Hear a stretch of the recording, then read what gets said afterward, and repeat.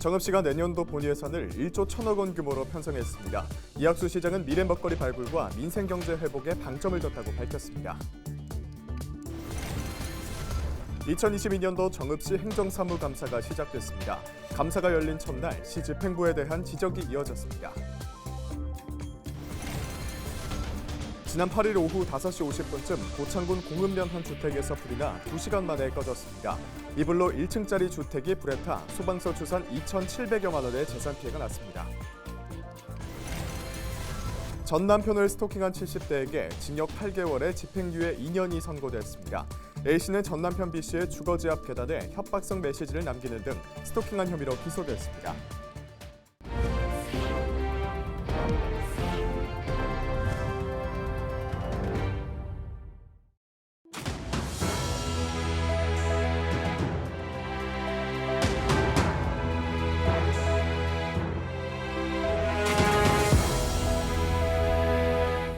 여러분 안녕하십니까? 헬로TV 전북뉴스입니다.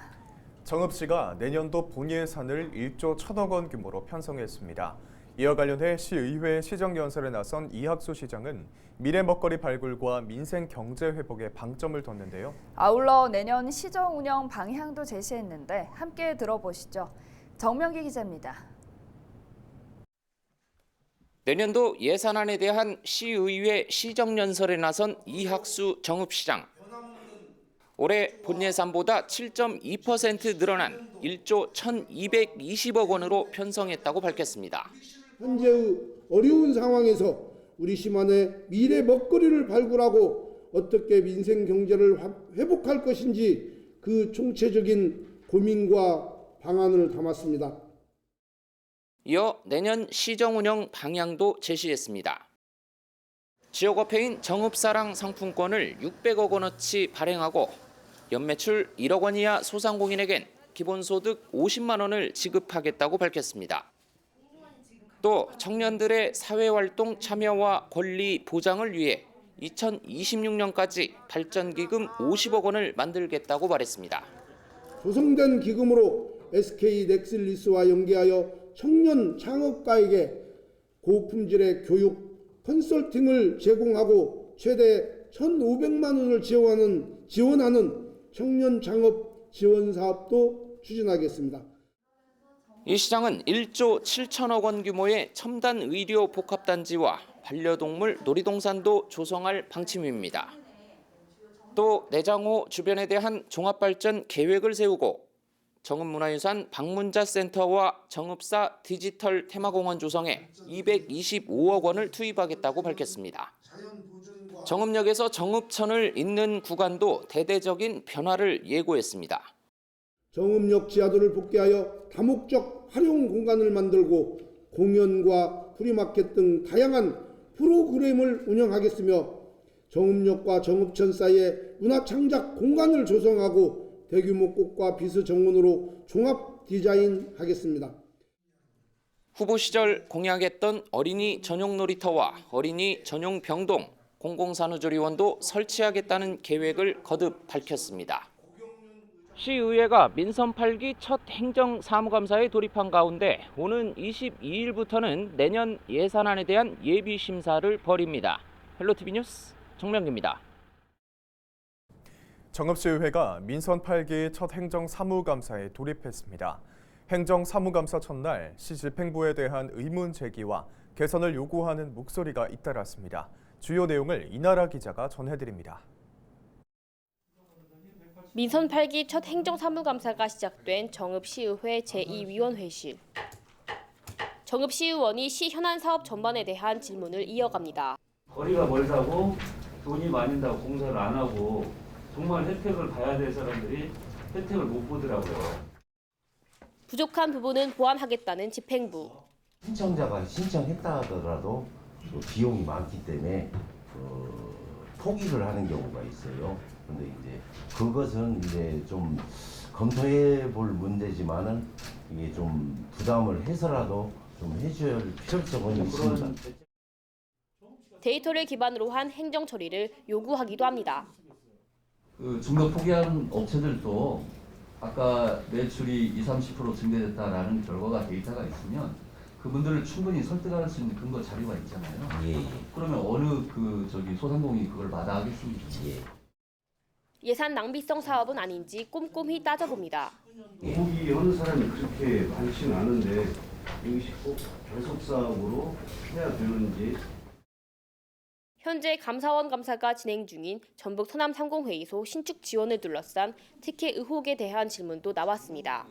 감사원에서 이제 지적을 어떻게 할지 모르겠지만은 사업을 좀 축소 방향으로 한다든가, 그다음에 이제 자부담 방향을 구체적으로 명시를 받아서 이게 이상이 없도록 추진할 계획입니다. 의정 활동의 꽃이라 불리는 행정사무감사는 오는 16일까지 엿새에 걸쳐 진행됩니다. 헬로티비 뉴스 이나라입니다. 전북도 의원들이 전북도 정무수석과 정책협력관에 대한 행정사무감사에서 전북도의 정무 라인이 붕괴됐다고 질타했습니다. 운영위원회 선한희 의원은 부동산 투기 의혹이 있는 서경석 전북개발공사 사장을 자진 사퇴 쪽으로 설득할 생각이 있냐고 따졌습니다. 이에 김광수 정무수석은 임명권자의 권한이고 그 책임도 임명권자가 지는 것이라며 사실상 임명 철회 불가 의사를 밝혔습니다. 앞서 이병도 문화건설안전위원회 위원장은 도청 정무 라인이 작동되지 않고 있다고 지적했습니다. 9일 오전 11시 40분쯤 고창군 부안면의 한 도로에서 1톤 트럭과 경차가 충돌해 경차 운전자 80대 남성이 심정지 상태로 병원에 옮겨졌지만 숨졌습니다. 또 경차에 타고 있던 한 명은 머리에 통증을 호소해 인근 병원으로 옮겨져 치료를 받고 있습니다. 경찰은 차량 블랙박스 등을 토대로 정확한 사고 경위 등을 조사하고 있습니다. 고창의 한 주택에서 아들에게 폭행당해 숨진 70대의 사망 원인이 두부 손상에 의한 쇼크사로 추정된다는 국립과학수사연구원 소견이 나왔습니다. 고창경찰서는 10일 국가수로부터 76살 A씨의 시신 부검을 통해 나온 소견을 전달받았다고 밝혔습니다. 국가수는 A씨가 외력에 의해 머리에 큰 상처를 입은 것이 직접적 사망 원인이 된 것으로 분석했습니다. 경찰은 부검 결과를 토대로 A씨가 숨지기 직전 아들 40살 B씨에게 반복해서 머리를 폭행당한 것으로 파악했습니다. 고창경찰서는 사건 조사를 마무리하고 B씨를 존속 살해와 절도 등의 혐의로 송치했습니다. 지난 8일 오후 5시 50분쯤 고창군 공읍면 한 주택에서 불이 나 2시간 만에 꺼졌습니다. 이 불로 1층짜리 주택 110제곱미터가 모두 불에 타 소방서 추산 2,700여만 원의 재산 피해가 났습니다. 불이 났을 때 집주인이 소화기를 사용해 초기 진화하고 부인과 함께 대피해 다행히 인명피해는 없었습니다. 소방당국은 거실 벽 쪽에서 화염이 치솟았다는 집주인의 신고 등을 토대로 정확한 화재 원인을 조사하고 있습니다. 전 남편을 스토킹한 70대에게 징역형이 선고됐습니다. 전주지법은 스토킹 범죄 처벌 등에 관한 법률 위반 혐의로 기소된 73살 A씨에게 징역 8개월의 집행유예 2년을 선고했다고 밝혔습니다. A씨는 지난 1월 18일부터 같은 달 23일까지 전 남편 B씨의 주거 제압 계단에 신체 훼손을 언급한 협박성 메시지를 남기는 등 지속해 스토킹한 혐의로 기소됐습니다.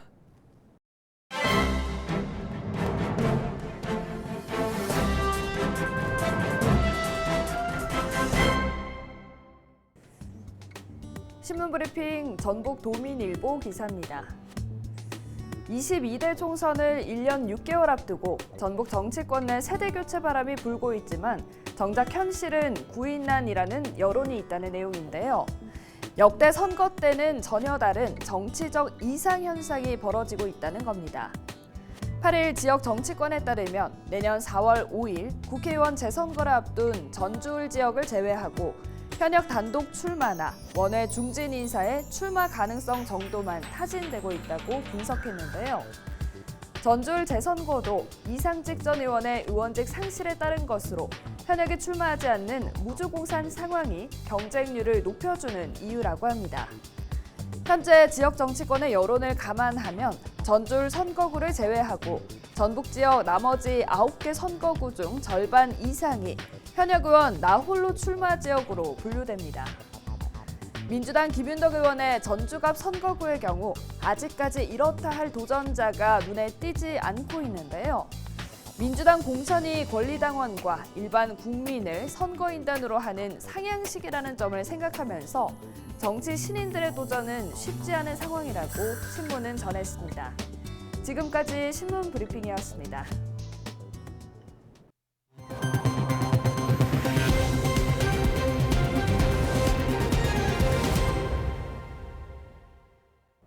더불어민주당 한병도 김윤덕 국회의원이 9일 기자간담회를 통해 지역 발전을 위한 핵심 현안인 전북특별자치도 특별법과 공공의대법 연내 통과를 위해 전방위로 뛰고 있다고 밝혔습니다.